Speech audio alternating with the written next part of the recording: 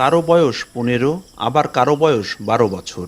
গ্রামের মেঠোপথ দিয়ে হেঁটে দল বেঁধে বিদ্যালয়ে যাত্রা প্রতিবন্ধী শিক্ষার্থীদের।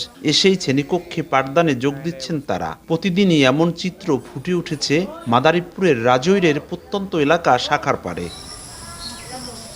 2018 সালে ভ্যানচালক সেলিম মিয়া প্রতিষ্ঠা করেন একটি প্রতিবন্ধী বিদ্যালয়। 2 বছর পর নিজ অর্থায়নে 20% জমি কিনে টিনশেড ঘর নির্মাণ করেন। শুরুতে তেমন কোনো শিক্ষার্থী না থাকলেও এখন বিদ্যালয়ে লেখাপড়া করে 200-রও বেশি প্রতিবন্ধী শিক্ষার্থী।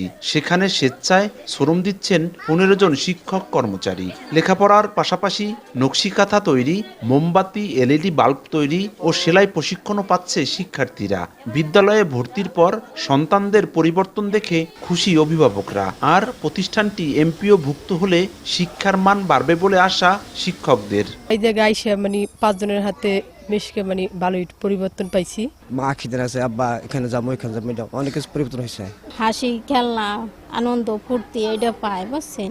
ইসিবপুর ইউনিয়নের শাখারপাড় গ্রামের মোশাররফ শরীফের ছেলে সেলিম মিয়া তার বড় মেয়ে প্রতিবন্ধী মরিয়ম আক্তারকে বিদ্যালয়ে ভর্তি করাতে ঘোরেন শহর থেকে গ্রামের বেশ কিছু এলাকায়, কিন্তু কোথাও ভর্তি করার সুযোগ পাননি। মানসিকভাবে কষ্ট পেলেও অন্য প্রতিবন্ধীদের মাঝে শিক্ষার আলো ছড়াতে নিজেই প্রতিষ্ঠা করেন বিদ্যালয়। রাজৈর উপজেলায় কোনো প্রতিবন্ধীদের স্কুল না থাকার কারণে আমি নিজ উদ্যোগে আমার বাড়িতে কোয়েল পাখির খামার বিক্রি করে দিয়ে আমি স্কুল তৈরি করি। পরবর্তীতে আমার মেয়েটা স্বাভাবিক স্কুলে পড়ালেখা করাইতে সক্ষম হয়েছে। আর এই যে বাচ্চারা দেখছেন, এদেরকে আমি লেখাপড়া শিখাইতেছি আমাদের এই স্কুলে। বিদ্যালয়টির কার্যক্রম এগিয়ে নিতে পাশে থাকার কথা জানান জেলা প্রশাসক। একটি প্রতিবেদন আসলে আমি স্থানীয় প্রশাসনের কাছে চেয়েছি।